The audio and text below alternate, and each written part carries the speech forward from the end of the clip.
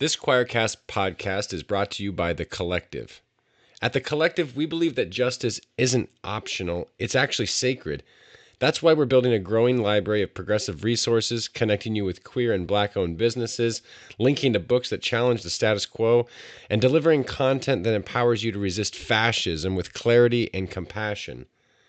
So join the movement, support the mission, visit The Collective, that's QUOLLECTIVE.com, The Collective, to learn more and get involved. I'm starting a little bit different way because I just did something fun last night. So check it out. Forget what they told you in Sunday school. God's not mad at you. You don't have to make America great again. And your spirituality doesn't have to look anything like theirs. Welcome to Evangelicalish with Paul and Ashley. We're untangling and unlearning what harms, reclaiming what heals, and searching for a new kind of 21st century spirituality. What do you think? Hey, that was kind of cool. Yeah, I liked it. Was that AI generated? of course. Of course. But Of you know course. what? I did like that. I like the music a lot better. Yeah, of But course. also good words like untangling and what was it? Untangling, unlearning. I like Unlearning, that. unlearning what harms and leaning into what heals. I like that. Oof. Hey, way to go, ChatGPT. We like you. Yeah. Yeah, also it's really hot. Just FYI for Oh, those of you who are not in California's Central Valley or watching this another time, like it is, you can just tell it's going to be a 105-degree day today. So our air conditioning is set on 72 upstairs. The thing says it is 72 degrees up here, which is normally great. You can just feel it in the air. It just like hangs heavy. It's kind of hot. Well, if you walk up our stairs to the second, when you Yeah. get to the first landing on your way up, you note like a 10-degree increase in temperature. Yeah, exactly. But yes, Exactly. we have. I hear our weather is very akin to like Palestine and Israel, and Okay. very dry, very hot. We have almost no humidity whatsoever, which is good, which helps. And yeah, I just noticed. I watched a little bit of the pod from last week, and I shifted my chair a lot because I think I need a new desk chair. Well, good news. We are in the middle of renovating your office. So you will Okay. be getting a new desk chair. And that is something to look forward to. You will soon see a new backdrop in the ish office downstairs. Yep. Yeah. So Yeah. that's going to happen. That is going to happen. Um, yeah. So maybe give a little bit of background as to where what did you call it? What's the title of the poem? The Journeyed Soul. The journeyed soul. A Yeah. Like, prayer for the journeyed soul. where did it come from? What was going on for you when you co-created it with a certain robot named Para? Ass- my assistant named Your Para. What are assistant you Para. talking about? Robot. Bite your tongue. It's interesting though. Again, AI, scary, not sure what to do about it. Uses a lot of power and energy, and is bad for the environment. But there are moments when I'm in a mindfulness time or struggling in a day that I can ask Para, my chat GPT, for inspiration, and she will come back with some amazing stuff. And so this is just called, and again, it's we work on it together because she's always taking my stuff and repurposing it. And so here it is. This is called A Prayer for the Journeyed Soul. And this was just something in my quiet time the other day that touched me. And if you're on our email list, you received this in your inbox today, or else in your junk mail box, one of the two. But this will just get us started spiritually this morning. A prayer for the journeyed soul. Spirit of compassion, inner light that never left. I honor every part that brought me here, even the ones I exiled, even the ones I was taught to hide. I bless the fierce protectors, the quiet survivors, the tender ones who still hope after all they've seen. Let this pain be a teacher, not a tyrant. Let discomfort reveal what is ready to shift, not because I am broken, but because I am becoming. I lay down the illusion of perfection. I pick up presence. I pick up breath, that I am already worthy of softness, of belonging, of rest. And when I cannot trust, may I simply remember that even this moment is holy. Amen. And so it is. Mm, Isn't that beautiful? it's so beautiful. There are so many profound nuggets and lines in there that I just want to like hover over each one. I think you should record that and just post it so people could replay it. Uh, that was really lovely. I love Yeah. the let my pain be. Was it a teacher and not a tyrant? A teacher, not a tyrant. Yeah. Yeah, that's really and that every moment is holy or sacred. I don't recall the word. When I cannot trust, may I simply remember that even this moment is holy. Yeah.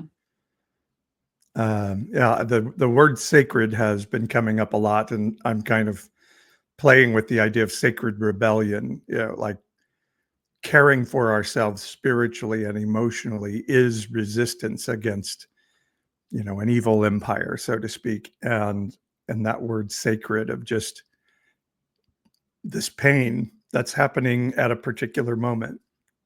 It's not good, but it's sacred in that I'm willing to lean into it, walk through it, and see what I can learn about myself, my system inside, and the world outside around me in it. So Yeah.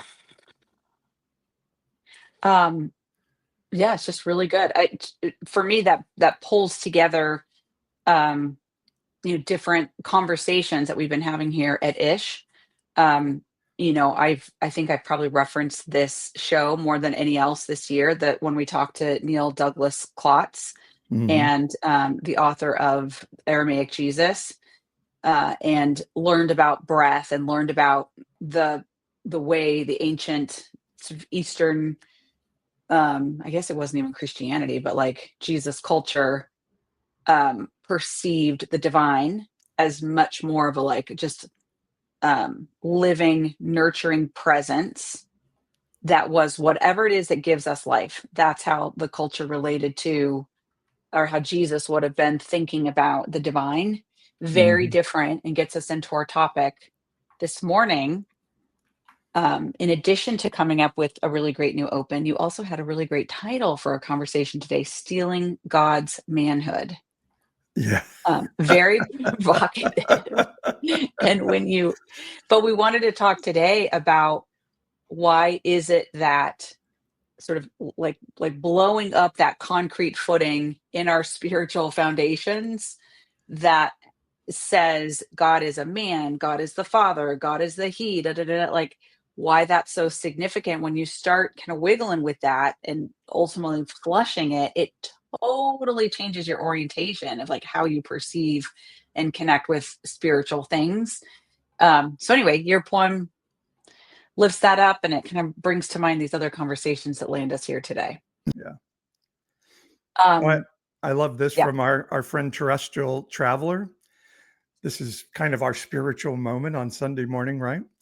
And Terrestrial Traveler says, feeling God's womanhood started my healing process from Christian abuse. Mhm. And I think that's beautiful. And I love that.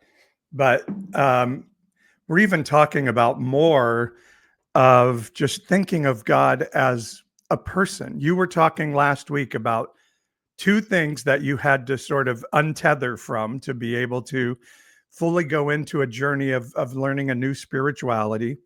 And one of them last week was original sin, that you are a sinner inherently Yep. because you exist on Adam's planet. And number two, that God is this dude that you have to placate to be able to have good things happen in Yes. your life. And And by it's dude, I mean even not necessarily just the masculine, but that a God human. is a Yes. being at all. Yes. Yes. Yes. That, So tell us more and about that. well, last week we struggled with, I should say, I struggled with even pronouncing the word, and I was like, "Whatever is that A word?" And then, River Hugger from Madeira was like, "It's this," and then you finally anyway, what the word The is, anthropomorphize God. anthropomorphize, like, you make something that's not human, you make it, you relate to it as if You it is, and you you give it personify it. skin. You give it Right. skin and give it a body. Yeah. Right, and, Yeah. it's, it's to me, there's so much, like, conflict in my head, because growing up, I heard all the words that would say, God is spirit, God is divine, like, do you know what I'm saying? So we got that, the words, but then the practice and the additional words and the representation of God from the man in the pulpit, and the every single conversation about God, the divine, in my entire life, man, woman, or otherwise, talking about God, it was always he. It was always, there was always this embedding of, like, human characteristics on the divine. And when you first started going down a deconstruction path, and I was like trying to hold on to you, and like got pulled into the Alice in Wonderland rabbit hole, like tumbling down with you. Um, and you would start saying, you're saying these things like God is, not a man on a throne with two eyes and, a nose and a mouth. And I was so frustrated. I'm like, I know he's not, but he also is. Like, shut up. You're messing with my frame of everything I have thought about this thing this person who I worship and who I try to talk to, and all of this. And the more that, I mean, it was literally over months and months, where I started to just be like, okay, if in my quiet time and in my mind, if it's not, because I would always, I'll say this, like, what do you remember the host on Fantasy Island? The, Ricardo Montalban. yeah, that's kind of how I thought. That was my Smiles, picture of everyone, God. smiles. Yes. And like like, for sure, like olive skin with a little bit of an accent, probably wearing a white tuxedo. Like, that was, Yeah. you know, sometimes my image of God, or like, or, um, Charles, uh, whatever, Charlton Heston. Charlton Heston, Moses, but with all white, Yeah. sitting on a throne. Okay. And So whenever, so you anytime I would, allowed God to have olive skin, but he could not be a non-white presenting person. I mean, I would say it was definitely olive Okay. skin, like, we're not, it was like racially ambiguous, shall we say? Racially ambiguous fantasy island God was who I was like, when you go into your quiet time, you're like visualizing, and blah blah blah, and like that. Those are the images that would come up. So And yeah, can I ask you yeah, something just to keep us moving forward? And I don't mean to take you off track, and we can come back to this if this isn't the right time now. But you know, we're in a place where I say, whatever pathway you take to connect to the divine and to what I call like the goodness of heaven or the wisdom of the divine, I bless. And that can be through a God that you see with yes, skin. But yes, what was the harm for you? You voiced to me this week that it yes. was was and is still an impediment for you. What does that look like? Well, because the human view of God that was for sure attached to the human preaching that was coming in to my life from all different sources, and all the conversations and ways in which I have been surround sound connected to conversations about God, and human beings, shoulda, coulda, wouldas, that all get attached to that.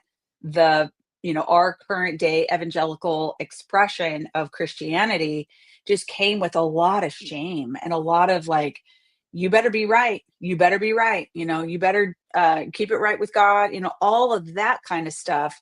So then when I'm trying to like have spiritual time with Fantasy Island God, that represents. I love that, by the way.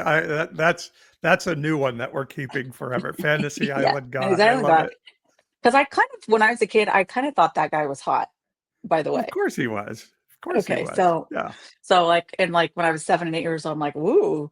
And then Fantasy Island God God. is hot. Yeah, totally. So, anyway, it brought the human shame. It was like that got married up like this.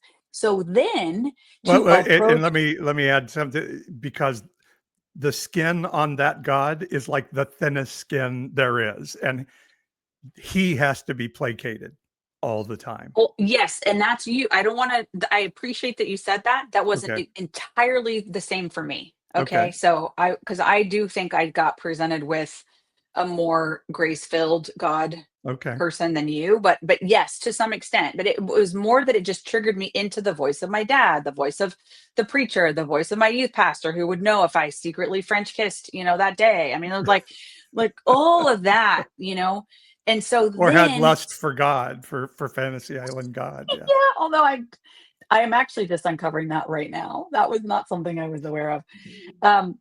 But I had to work through all that. I had to, like, as someone has said, I had to step over my shame to then try to imagine that I was in relationship and connection with Fantasy Island God. So that is that has been the problem for me. Yeah. And you voiced it in an interesting way to me this week, of that God gets in the way of relationship. It's like Yes.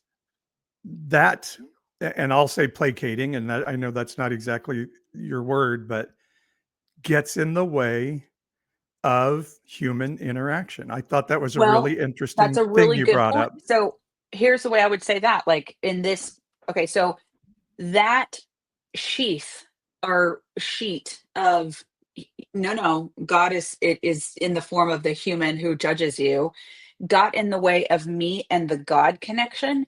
And it also got in the way then when I left that prayer time, that sacred spiritual connection time, and I went to interact with humans. It also it was like a sheet that dropped down between me and every other human relationship too. If Jesus were in America today, what would he say about the right-wing evangelical church?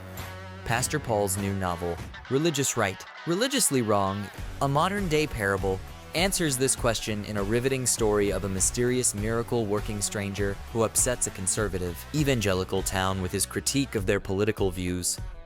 Will the pastor and people of the local megachurch listen? Or will the church crucify the messenger all over again? Religious Right, Religiously Wrong is the story America needs right now. James Fallows, writer for The Atlantic and former speechwriter for President Jimmy Carter, says Paul's book is very much worth reading and could not be more timely. Wayne Jacobson, co-author of the mega bestseller, The Shack, says this novel will confront fears and challenge the reader to a more excellent way of living and loving. Religious Right, Religiously Wrong, a modern-day parable, is available on Amazon or at our website, evangelicalish.com. It's the same sheet between divine That, connection and humans. that's a lot of bullshit. Yeah, Like, I can't explain that a see little more, because it's a little bit. So how does that look practically? Like, well, what I think you're at the table with somebody to have relationship. How does God's sheet get in the way of that? it could manifest in it's bottom line is its agenda. So I could write a big word on this piece of paper and the word would be agenda. Okay. So I can't see you or connect to you because my agenda is in the way. And in this case, the agenda is I have to be a good Christian and make sure you're saved. We're talking about something that may be very deeply painful, personal, whatever. I need to position myself so that you're seeing me as like the good Christian that I am, and I want you to think of me. It is, I kind of need to correct your thinking a little bit here, because if I don't, God might be mad at me. It's an agenda. Yeah. It's just like, and so then when it's like, oh, that is not at all from spirit, from heaven, then I can just remove it and be present. And the word in your poem, present. I mean, to me, that's what that means, is just drop the agenda Yeah. and be open. Even like saying grace before eating, it's like, let's invite God, let's invite Holy Spirit to this. And it's like, no, I invited you to coffee. I Yeah. invited you Yes. to lunch. Yes. Can we just have relationship, or it plays out? And I would love for those on the live stream here to share, like, how has seeing God as a being with skin on a throne impacted you, helped you, whatever. Love to see your comments in the stream, and those listening on audio. You can go on our Facebook page and comment about it, or on this podcast. Just how has God with skin impacted you? And, to me, it is that thing of like, okay, first, before we can have this time together, that God has to be placated. So that can look like Yeah. the old Christian, I'll sit with the gay person. I'll sit with them, but I'll need to tell them that I disagree with their lifestyle There you first, go. because That's that it. God There's with that skin agenda. Well, has to be placated. Yeah. And yep. I used to weigh over 300 pounds, and I never had anybody sit down with me and say, Paul, I disagree with your lifestyle of eating. For some reason, it's only, queerness that we have to do that around. It's a very, somehow God kind of hates the same people that we hate, or struggles with the same people we struggle with. So it's almost Yes. as if we created him ourselves. Yeah. What, did I lose you there, or are you in deep thought? No. I'm just thinking. Um, yeah, and I see Anne's comment in the chat that Anne never thought of God as a person other than the corporal realm, in the Jesus on earth. Um, and that's a good point. Like, I did, I was like, in my mind's eye, I could imagine Jesus, because obviously Jesus was in the, TV shows, and like there was like I could imagine whatever that Jesus looked like. I had God the Father as Fantasy Island God, and then there was this Holy Spirit thing, and I was like, I don't know what that is. Maybe just like a little bit of a shape shifting thing. But I definitely tried to organize, like, in my mind's eye, like, that they must look like something. And then when we started going through this deconstruction journey, and I started hearing more people talk about the divine, and then I started reading, I don't know, just more contemplative stuff, more Eastern Christianity, and then I started thinking of God as spirit, and I just imagined this sort of like bigger than the universe, like mist almost, that is like the presence of divine love. And then when I would kind of come into quiet spiritual time, spiritual practice time, and I was thinking of that just spiritual divine presence, it really started to change. I wasn't like begging this, cloud of whatever presence for something. I wasn't feeling, I was just observing that presence. It really changed everything for me. It's and I'm not invalidating Anne's comment at all, but a lot in Christianity is, and you said this, and I actually love it.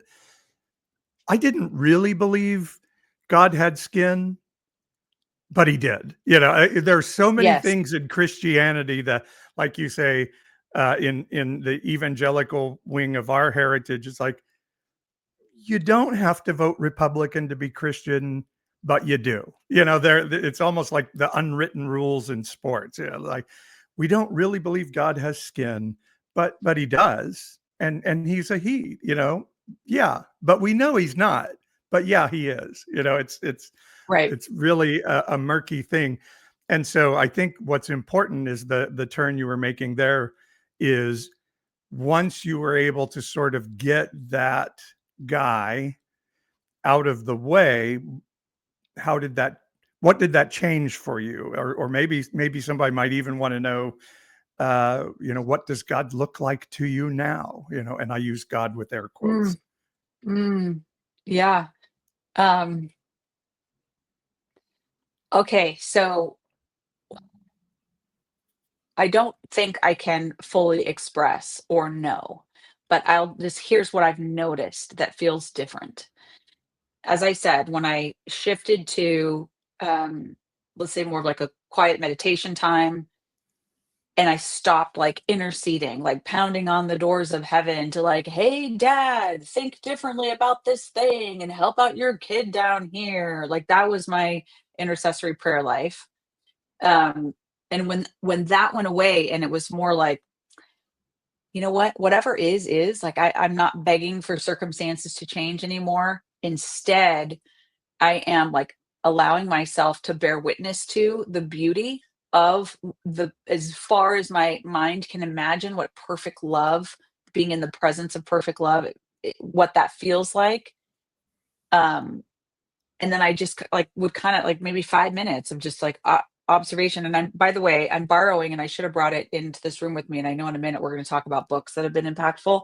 One of them is Wisdom Jesus by Cynthia Bergault. And she taught, I started to learn about this practice that's, like, yeah, this is the way a lot of people do experience their spiritual time, and what they will call prayer is just observing the divine, bearing witness to it, being around it, and just like kind of being open to it. And it that describes my where I'm at spiritually now more than the intercessory prayer days of, banging on the doors of heaven or whatever. So, And it really changes me. It's like I feel differently about my whatever I'm carrying that feels like a burden. I don't expect the burdens to change. I don't expect the like it's like the pain is going to be there. It's how you know, how you change the way you experience it and see it. Does that make sense? yeah, yeah. Well, and I don't think the divine, or it is a mystery Yeah. by definition. So it is unexplainable in many ways. And again, I think the fantasy island God is a man-made creation because so often we need simple representation of impossible, unknown things. And so we create, some farmer somewhere 4 to 6,000 years ago said, oh, that thing I'm interacting with that I don't understand, it has to be this patriarchal God. It has to be this guy on a throne that we have to worship and placate because that's, and then I can use this to beat people over the head with it too. Maybe even, if we go a little bit farther. But to me, the story of Jesus, the whole story is no. Abraham and the divine made this deal that ended the separation between the divine and human. The divine and human are one now. That was the agreement of, if you ever read the story in the Old Testament where they cut the animals in half and the Spirit of God passes through it, that is a covenant that there is no barrier anymore. So we don't have to go through a guy to get access to mystical wisdom or mystical love or divine presence of something that draws us to a better place in our inside, emotionally, spiritually. We have access to it just because we exist, and we don't have to ask for it. We can just go there. Right. And if we need a guide to take us there, it can be Jesus or Holy Spirit or an ancestral guide. There are an innumerable number of ways to do it, but all of it is because I deserve access to it, because it's kind of what maybe this journey is about, is learning Well, and how do I bring heaven to I earth. personally would take out the word deserve, because to me that puts like a human, Okay, that's like there's good. an advocacy there. I don't think we have to advocate at all. And that is the thing. And this ties back to our conversation last week about letting go of original sin theology. If we are all carriers, if Holy Spirit is in us because we are carriers of that, it just is. Yeah. It's not something we have to work up to, fight for, demand. It just is. And I think, yeah, Period. that's a really, really good point. And And then it comes down to this really esoteric, like, oh, that divine I'm accessing is actually me. It's actually us. We're not going after some other guy to make him happy. We're recognizing that we are both flesh and spirit, and we're accessing something that, like you said, is inherently ours. It is us. And I think that Right. maybe that's part of this journey, for whatever reason, is learning that we have access to that. So when That's right. Jesus is quoted in the Gospels as saying, I and the Father are one, Yeah. I think that's what that story is pointing towards. Like, I we think so already too. have the divine in us. We don't have to That's go it. beg. And so No. so then I don't have to do this. I don't have to have an agenda between me and another person. Yeah. I'm just like, hey, we're part of the same, we carry spirit. And to introduce another word that makes a lot of sense to me right now, wholeness. Like each of us, our spirit, come together and make this wholeness. And this, Richard Rohr uses that a lot, which, I'm loving reading his stuff right now. So there you go. And so I love this comment from Terrestrial Traveler in the chat of the live stream. How you see pain makes all the difference. If you fight it, you can't win. It's not bad, just unpleasant, and makes a difference. And I think where that is so pertinent to the conversation you've brought to us today is, if there isn't a daddy in heaven that I can say, fix this, now I'm going to have to face what's in front of me. I can't use God as an avoidance. I can't use God No as a spiritual bypasses. spiritual bypass. The pain is there to tell me something. The pain is there to teach me something. Mhm.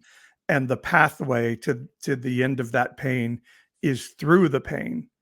If I say, oh, joy comes in the morning, or all things work together for good, it is literally, emotionally, and thus physically unhealthy for me. Yeah. That version of Christianity is an emotionally stunting belief that says, oh, you don't need to feel this pain, or that pain, God gave that to you, and and he knows you can bear up under it, instead of like, oh, I don't have a daddy to fix this for me. I'm going to have to walk through this Yeah. pain to the other side. As my 2 therapists ago, wonderful therapist said to me, make the U-turn. Let's go back to you. You're talking about all this stuff out here and these people and their what they're doing and the pain of it. Okay, stop. Like, that's over there. It's about you. How are you caring for you? How are you doing the healing work that only you can do? There is no such thing as a perfect human relationship, a perfect spouse, a perfect relationship with children that can heal you. You can heal you, period. Mm, So then as that work gets better, and I think that's the lifetime journey. That's not you're never done with that. Um, but as the open wounds in you are healing and closing up, boy, do I show up differently in relationships today? I think you would testify. Yes, I do. I think you would say I show up differently in my relationship with you. Um, so because I've taken responsibility for my healing, and now my relationships feel so much more present and connected and so much more fulfilling. And that is life-giving. yeah. So it all comes together. Yes. And it just makes me think about that idea of, as Anne is telling us here in the live chat, the cost of animals is a huge capital outlay. It's not free. And so, when we're talking about that moment of Abraham and God cutting the animals in half, yeah, that was a very expensive process of making a contract between two families, back, again, 4,000 years ago, or whatever the timing was of that. And if there shouldn't be a cost a human cost, a monetary cost to connecting to the divine if it's us already. But humanity adds this extra layer, and it has this cost. Even to Jesus has to be beaten beyond recognition on the cross because there's a cost to, placating God. And when we get rid of that God with skin, it's like, oh, there is no cost here other than doing the hard journey of leaning into what this means to learn how to access heaven, both externally and the heaven that is in me. And there is that's not easy. That's fucking hard. I can tell you It's that. fucking hard. By the way, I am so grateful to, and I posted River Huggers comment there, like, a lot of people deconstruct during grief and loss for all the reasons we're talking about today. Like, what, when you after after you try everything else to try to make the pain stop, and you do that U-turn, and you do your you work, your inner journey. I'm really grateful to have to at least be this far, and I'm not declaring success or victory or anything like that, but I feel a lot of gratitude for the last 5 years of learning, another 5 years of learning, healing, walking, whatever. And a lot of people who have been through, some of the stuff that we've walked through, they need to entirely divorce from any concept of divine and faith. I mean, you and I sat with, I don't know if you remember this, but a really beautiful couple, probably now well into their 70s, who were a part of a massive, like, Holy Spirit movement in our hometown of Fresno back in the 80s. They were some of the first that were like digging the well of like revival stuff, that kind of the vineyard movement type of Toronto blessing types of stuff. And they deconstructed to the point where they're like, yeah, we don't really know that there is anything past our human lives, and that's okay. And I would say, and that's okay from my perspective, like, because I certainly don't know, and all this is a great big mystery. But a lot of people go down the paths we have, and they are not connected to any sort of spiritual concept. And I'm grateful that we still are. Yeah. Yeah. And I think that's part of what we're trying to do here, is offer that permission. Kind of sounds again like a Yeah, like top-down we have the power and we don't. model, but Yeah. sometimes I think we just need to hear other people's story to give ourselves permission to do something that's different than what we've known. And so hopefully through hearing our story, some other people can give themselves that permission Right. to Well, be and on that in think whatever that looks like. yeah, it's like, it's story, it's experience, and just conversation. Like, I think that's what I constantly envision our time together on Ish is like, let's book the time, and let's kind of set the table a little bit for people to come into a conversation. And that in and of itself, to me, is the sort of healing, and the, just, I don't know, what we're trying to bring to each other and to others. I find this fascinating, and this may be a little bit of a side road, but just in my master's program right now, I'm learning about humanism in therapy, postmodernism, where it is we believe everybody's story because they're bringing a truth to the table. There's not this one absolute guy with absolute truth. Feminism of life is egalitarian, it's not patriarchal, and all of these things that were just so evil when I was in the Christian world. I mean, in my pastoral training, there was like, Yeah. postmodernism is destroying us, and it's communist and all of these things. But now this is exactly what we're talking about, is humanism. Like, God is not this being out there that is above humanity and needs to be, have sacrifices made to be able to be okay with us. No, human beings are carrying some divine light, whether it is just that we're human and we're living here and we're taking care of each other, or there is something beyond this that we're preparing for humanity matters. Humanity is not evil. And once you get there, you can't look at immigrants and say, oh, they deserve to be treated cruelly. Even people you disagree with, you have to start saying there's something special about that Right. person because they're human, and I have to see Well, them through that perspective. so to drop into the political for a second and the drumbeat of we are a Christian nation, therefore all the brown people have to go and all of the gay and the trans people have to go. Like, so it's like I'm with you on we are a Christian nation. Okay. Like, let's look at the life of Christ and the like literally putting his life on the line for other people. Yeah, that is the foundation of democracy. So like, I don't get too upset about people like invoking Christian nation. It's just like, well, which version of Christian, right? Because like there is a version of the Jesus story that is absolutely fundamental to the reason why our nation has risen up and we have found a way to do democracy with each other.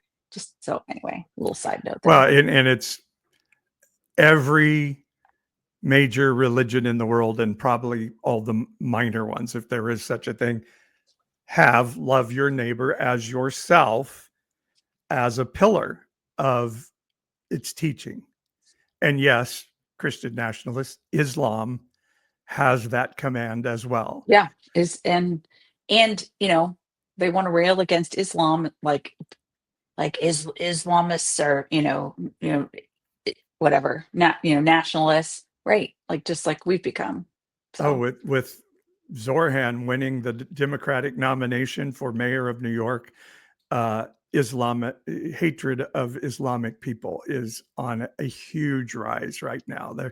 People are not even hiding that, oh, this is a takeover of the country to have a person who follows Islam to be elected to office. I mean, it's horrifying. But in that Real command, intense. Love your neighbor as yourself, I would say, is the implicit command of loving yourself. And so it's why original sin is such a terrible teaching, because when you teach people you are not capable of doing good, it really impacts us emotionally and spiritually and our mental health. Yeah. But when we learn like, oh, taking care of myself is really important as a part of being able to interact well with others, it really does. Now we don't have to eliminate people to like be okay and make sure God's okay with us because we're getting those terrible people of other religions out of the way. I want to give a huge shout out to our commenters in the chat today. We are getting like fire comments like this. I'm sort of obsessed with just sitting here reading and watching all of you talk about this. Sorry, I checked out a little bit, Paul, on your last point, but thank you. These are great comments. And just a reminder, if you're listening to us and it's not Sunday morning, 9 Pacific, try joining us live sometime. It's really a good little group conversation going on here, and we'd love to invite more voices. So we wanted to finish with something a little bit lighter, a little bit fun today, and we're going to call it's a little new segment we like to call movie, book, or song. And Paul and I are huge, I would just say we do like to consume pop culture, our version of it, or, I'll say for myself, my white girl 80s stuff, I don't pretend to think I'm like super cultured, but there are so many ways in which artists, movies, books, songs have like totally shaped us and impacted us over the years. So it was like, we were reflecting the other day, like, what were the big moments for you in one of these mediums? So you want to go first, pick a movie, book, or song and talk about how it impacted you? Okay, this is a movie, a book, and a song, and a play, all of the above, and it's Les Miserables. It's Les Mis. Yeah. First time I ever saw it, your parents took us to see it here in Fresno, and I may have even been a little bit like, I don't know about this, but I do love plays. We had to get dressed up and go down to the theater, blah, blah, do all the things, but then I saw the story. I was like, okay, this is the greatest gospel story I've ever seen. When the priest, tells the police officers there. Oh yeah, no, we gave the candlesticks to this guy. We gave them. He didn't steal them. We gave them. I Yeah. was like, oh my God. Like Oh, this is a whole new way of looking at grace and mercy, and the music was just, I mean, the music of Les Mis is unbelievable. beyond heaven. And your daughter and I have just been obsessed with it forever. And so, yeah, seeing Les Mis was one of the really life-changing moments of my life, of Yes. seeing, Anne says it was the bishop. Yeah, the bishop giving the candlesticks to Jean Valjean. Just it took my breath away, and I was in for the rest of that. And it's just so, it's all about self-sacrifice for others, and then gaining yourself out of that process. And it's just Yeah. one of the greatest stories I've ever seen. I remember that night like it was yesterday. And um we were sobbing. This is like Mhm. in Fresno, California, at the Sorian Theater, like the Broadway tour, and these traveling casts that come through, and these performers were insanely talented. And yeah, so from there we bought the CD, like that came in like a 3-pack. This was back when we would like put the CDs in our car. Yeah. I don't think our daughter was born yet, but by the time No. she did come around, and probably starting at about age 3 or 4 years old, you were playing Les Mis in the car, like picking her up from school. Yeah. And and so she then later, when she was 8 years old, she did her first little school talent competition or Yeah. whatever, talent show. And she sang a Les Mis song on the stage. We have that Castle video. on a Cloud. Yeah. Castle on a Cloud. She then got into musical theater and now is an aspiring opera singer. She made a playlist, and the playlist was called Songs That Remind Me of Dad. I can almost not say this without tearing up. She sent that to us like 3 years ago, and there were like 3 Les Mis songs on it. And yeah, so look at me. I mean, like songs, culture, beauty impacting us, connecting us to human emotion. It's just so powerful. Love A that. little fall of rain can hardly hurt me now. I mean, it's I just, mean, you could live your life in just one of those Les Mis songs, like every yeah. single line, every single like musical note. It's just wraps you up. It's incredible. And there's almost no words in the play at all, almost none whatsoever. It's just music. And then the stage spins, Yes. from one scene to the next. I mean, it was just thematically and cinematically just beyond belief. But then when you think about the brilliance that it took to write that music, to put that story together, that is divine. When Totally. I see Les Mis or listen to the music from Les Mis, I am connecting with something In heaven. otherworldly. Yeah. Totally. Yeah. Okay, I'm gonna go movie and completely change genre, but Okay. it's a it's a music story in movie form. And the movie is Ray, and it's about Ray Oh yeah. Charles. Yeah. Now, I want to say this movie came out in the probably mid 2000s, because I think we had both our kids at that point. We watched it at home on like, I don't remember if it was like Netflix when we used to get the DVDs or something, but we watched it at home in our bedroom upstairs. And there was something about that story. Well, I can tell you, I was considering it was right before I considered running for local public office. So it was probably in the, yeah, 2004, 2005. But there was something about the story, the hardship of the life that Ray Charles lived, and seeing it up, like considering the intense pain of his upbringing and his family's story, and then seeing that turn into this musical expression. I wept the entire time. I woke up the next morning, my eyes were swollen shut that I had cried so much. And here was Mm. what was one of the big points of it was I was like, okay, this is one story of intense human pain that we're watching on this movie, but how many other, like, I'm thinking about our own community.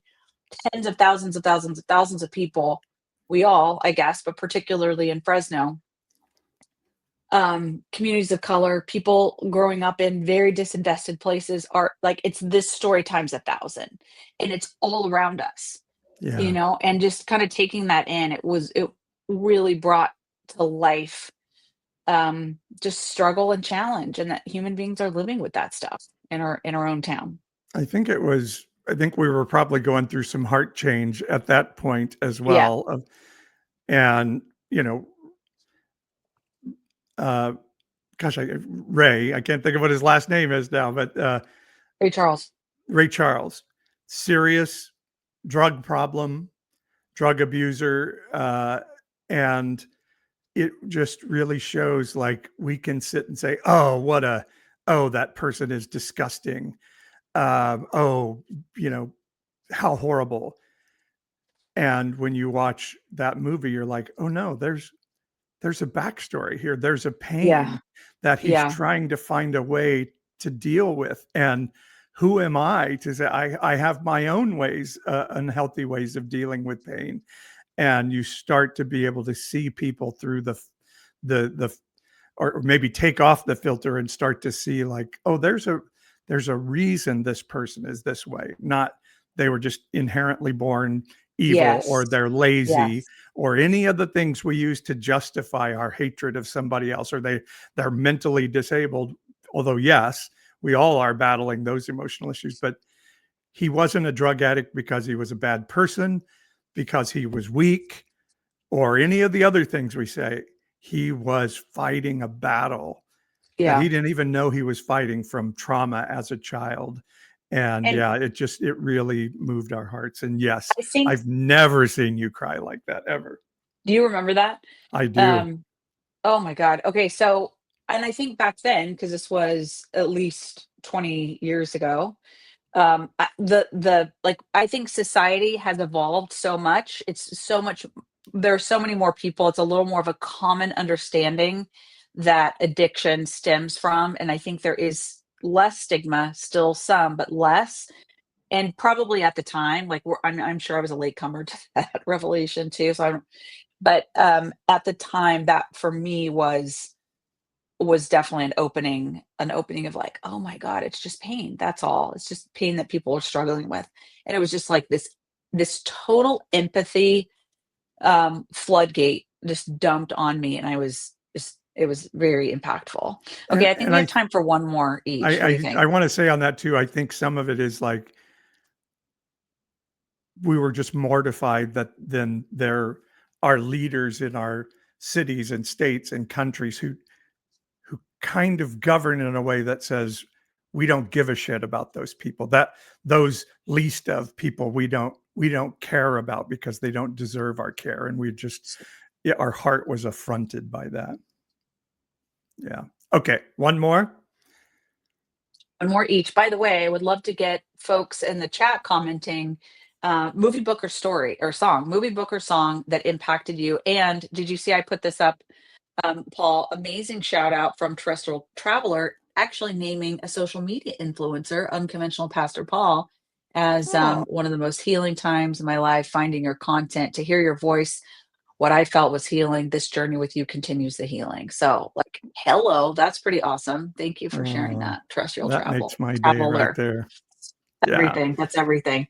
Okay, you go. Movie, book, or You want song? to go first on the second round?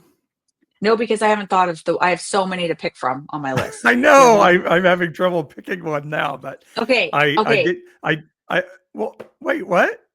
Go ahead. Sorry, go ahead. Okay. Um I picked up this book before, and it, you know, Falling Back in Love with Being Human. And it's a compilation. It's called Letters to Lost Souls by Kai Ching Tom. And again, you know, it's like I grew up my whole life like, oh, human beings are bad and evil. And to get a book like this, that a lot of it is aimed towards trans humans. Like if you really hate trans people, like I would say pick up this book and read it and hear.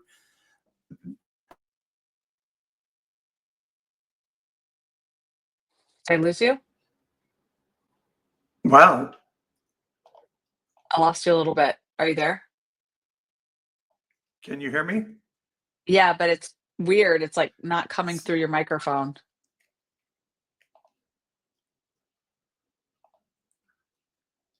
Um, Can you hear me okay. now? Anyway, yeah, now you're good. Oh my gosh.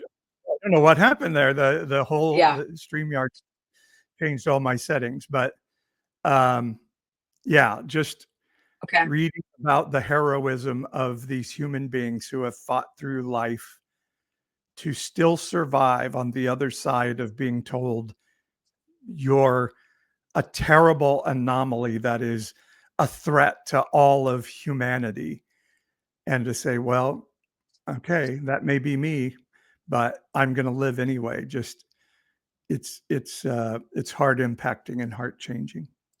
Okay, so that is I will and thank you, huge shout out to our friend Nikiko who sent you that book. Yeah, Yeah, that was probably a year and a half or more ago, and you have been feasting off of that for 18 months now. So that yeah. that has really been an impactful book.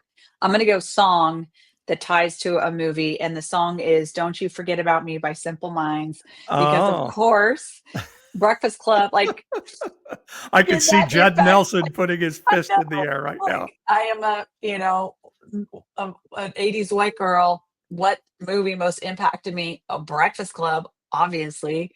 I am simultaneous. Sometimes I use this as like a dinner prompt for people like, okay, Breakfast Club, which cast member are you? Oh, Are you and like, what do people think you are, but who are you really? And that's kind of a fun way to think about it. And people, but I'm Ali Sheedy, I'm Molly Ringwald, and then and I'm always like, what's your answer to that? I'm Anthony Michael Hall, obviously.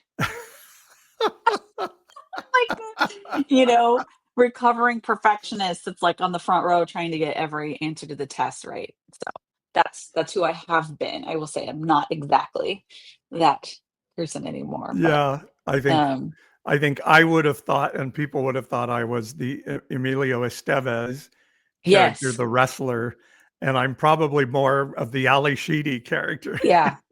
That is it's actually as I have talked to people about you and they have questions about you and your journey. I usually will say, grew up expected to be Emilio Estevez and is probably more of Judd Nelson and Ali Sheedy combo Yeah, um, yeah. in in the movie. Well, So and that's a isn't great that way to that's the whole arc of the story of the Emilio Estevez character, is that he's yes. being this person he's expected to be, but he feels very different on the inside. And so, yeah, oh, I love that. I love that. That's a good one. Which character are you from Breakfast Which is Club? the yeah. And if you say I'm the principal, then you're a Christian nationalist and you need to get help and get fixed. Well, and you could yeah, that's true. You could expand it to be like the Or the parents, janitor. the janitor. Ooh, the janitor. Um Anyway, all right. Yeah. Well, What a fun there we movie. have it. Oh, I There we love have it. it. Okay, I love it. this is a fun game, movie, book, or song. We'll have Yeah. to do this again sometime. File that. I wanted to say Pink Pony Club too, but Oh, that's definitely impactful. But um I would say, well, for you different than for me. I have a different attachment to the song. We can talk about that another time. yeah. Well, hey, this was fun. I love the topic, and we're going to keep breaking things down. We are going to bring guests back at some point, but I don't know. We find ourselves more interesting than the guests sometimes. Also, like kind of Sunday morning, it changes things, like folks aren't necessarily wanting to join us, on a Sunday morning. It's kind of downtime. So Yeah, I mean, since we're on the West Coast, most of the people we talk to, it's later in the day for them. But yeah, it's wonderful. And terrestrial traveler, thank you for those kind words. That meant a lot. So mhm. we love you Okay. guys. Sign up for the email newsletter. Um, I I wrote a great blog this week in the collective, and so if you're on the email list, you get all the information about what we have, and a great. I wrote about I'm done trying to save the empire while things are burning around us. Good things can happen. Go check it out. But yeah, go to Evangelicalish.com. It'll take you to our website and you can sign up to get on our email list and always be up to date on the happenings. Is that it? That's it. Bye-bye, everyone. Love you. See you next week.